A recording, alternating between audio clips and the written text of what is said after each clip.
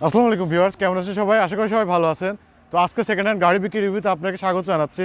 আজকে আপনার জন্য নিয়ে এসেছি খুবই কম টাকার একটি গাড়ি। দেখতে পাচ্ছেন আমার পিছে, এটা হচ্ছে টয়োটা 111। এটা 97-এর মডেল এবং 2002-এর রেজিস্ট্রেশন। এই গাড়িটার সম্পূর্ণ বিস্তারিত আজকের এই ভিডিওতে আপনাকে দেখিয়ে দেবো। আপনারা ধৈর্য ধরে ভিডিওটি দেখতে থাকুন। এই গাড়ির বিস্তারিত আপনারা এই ভিডিওতে পেয়ে যাবেন। ভিডিওটি শুরু করার আগে আপনাকে কিছু কথা বলতে চাই। আপনারা যারা ইউটিউবে দেখছেন অবশ্যই চ্যানেলটি সাবস্ক্রাইব করে রাখবেন, আর যারা ফেসবুকে দেখছেন পেজটিতে একটি লাইক দিয়ে রাখবেন। এতে করে আমার ভিডিওগুলো আপনারা সহজেই দেখতে পাবেন। তো আসুন আর কথা না বাড়িয়ে গাড়িটির বিস্তারিত আপনাকে দেখাই। প্রথমে আমি এই গাড়িটা চারপাশ ঘুরে আপনাকে দেখাচ্ছি। দেখতে পাচ্ছেন এই গাড়িটা কিন্তু একদম ফ্রেশ কন্ডিশনে আছে এবং এই গাড়িটা হচ্ছে সিলভার কালার। একটু নাম্বার প্লেটটা আমি দেখিয়ে দিচ্ছি। এটা হচ্ছে ঢাকা মেট্রো গ 15-21-85, অর্থাৎ 15 সিরিয়ালের গাড়ি। আর এই গাড়িটাতে কিন্তু বর্তমানে 1 টাকারও কোনো কাজ নেই, আপনারা জাস্ট নেবেন আর চালাবেন। এটা হচ্ছে গাড়ির ডান পাশ থেকে দেখতে ঠিক এমন লাগবে। আমি প্রথমে একটু গাড়ির চারপাশটা ঘুরে আপনাকে দেখিয়ে দিচ্ছি। গাড়ির 4টা রিম কিন্তু খুবই সুন্দর অবস্থায় আছে এবং এটা হচ্ছে অ্যালয় রিম। এটা হচ্ছে গাড়ির পেছন সাইড। দেখতে পাচ্ছেন এই গাড়িতে কিন্তু কোনো বড় অ্যাক্সিডেন্ট হিস্ট্রি নাই। আপনারা যখন গাড়িটা সরাসরি দেখবেন তখন আপনাদেরকে আমি ভালো করে বুঝিয়ে দেবো যে এই গাড়িতে কোনো অ্যাক্সিডেন্ট হিস্ট্রি নাই, বা আপনারা যদি কেউ প্রমাণ করতে পারেন যে এই গাড়িতে কোনো অ্যাক্সিডেন্ট হিস্ট্রি আছে তাহলে আমরা 5,000 টাকা পুরস্কার দেবো। দেখতে পাচ্ছেন এটা হচ্ছে গাড়ির বাম পাশ। তো বাম পাশ থেকে আমি প্রথমে টায়ারগুলো দেখিয়ে দিচ্ছি। এটা হচ্ছে বাম পাশের সামনের চাকা। দেখতে পাচ্ছেন এই চাকার যে বিটটা, এই বিটটাও কিন্তু অনেক ভালো কন্ডিশনে আছে। আর এই চাকাটা এখনও মিনিমাম 1.5-2 বছর অনায়াসে চলবে। এই গাড়িটা সামনের 2টা চাকা ডিস্ক এবং পিছে 2টা ড্রাম। দেখতে পাচ্ছেন এটা হচ্ছে বাম পাশের পেছনের চাকা। এই চাকাটার কন্ডিশনও মোটামুটি ভালোই আছে, এখনও বছরখানেক চলবে। এটা হচ্ছে সামনের ডান পাশের চাকা। দেখতে পাচ্ছেন এই চাকার বিটটাও কিন্তু একদম নতুনের মতো আছে, অর্থাৎ এই গাড়ির সামনের 2টা চাকা কিন্তু 99% ফ্রেশ কন্ডিশন এবং এই চাকাগুলো কিন্তু মিনিমাম 1.5 থেকে 2 বছর চলবে।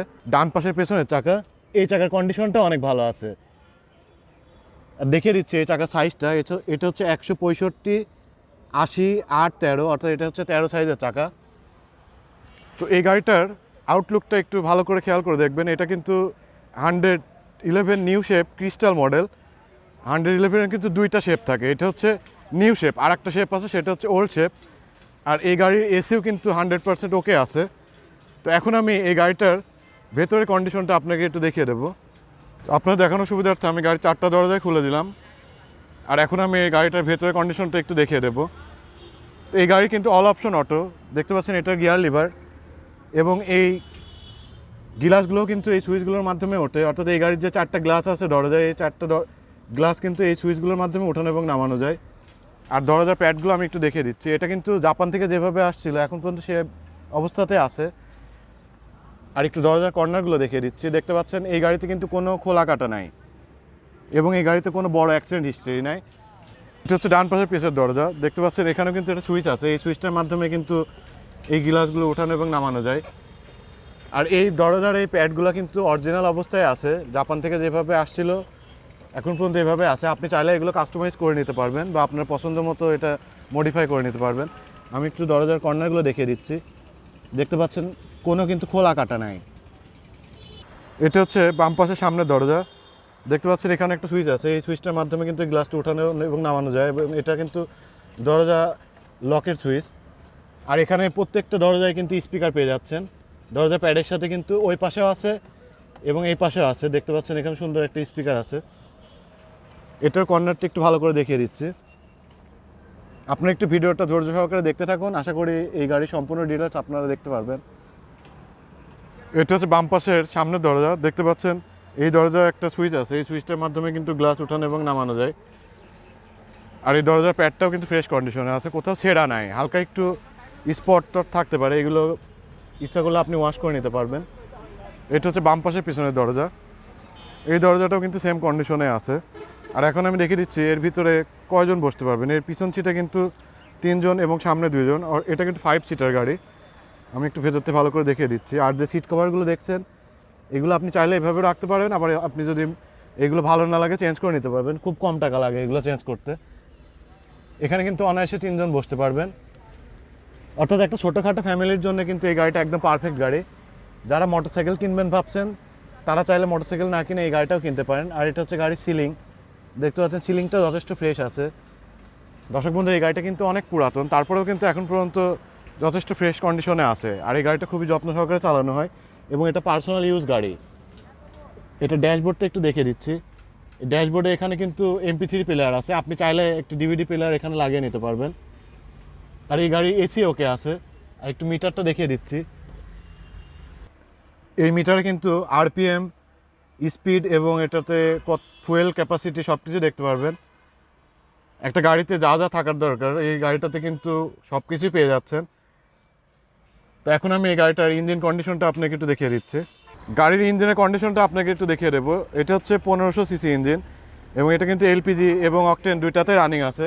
দেখতে পাচ্ছেন এটা কিন্তু LPGর কিট এবং অনেক দামি একটা কিট।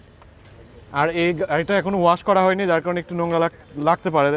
এটা কিন্তু ওয়াশ করলে আরও সুন্দর লাগবে। দেখতে পাচ্ছেন এটা হচ্ছে মার্সেল, আর এই মার্সেল দেখে কিন্তু বোঝা যাচ্ছে যে এই গাড়িতে কোনো অ্যাক্সিডেন্ট হিস্ট্রি নাই। দর্শক বন্ধুরা ভালো করে খেয়াল করবেন, এটা কিন্তু ABS। আর এই কর্নারগুলো দেখিয়ে দিচ্ছে। আর এখন কিন্তু গাড়ি স্টার্ট অবস্থায় আছে। গাড়ির একটু কোনো জায়গায় কিন্তু কোনো নয়েজ নাই, জাস্ট ইঞ্জিন চললে যে সাউন্ডটা হয় সেটাই।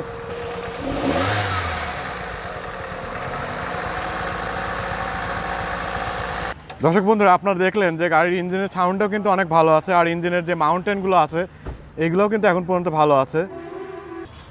দর্শক বন্ধুরা এখন আমি গাড়ির পেছনের কন্ডিশনটা দেখিয়ে দিচ্ছি।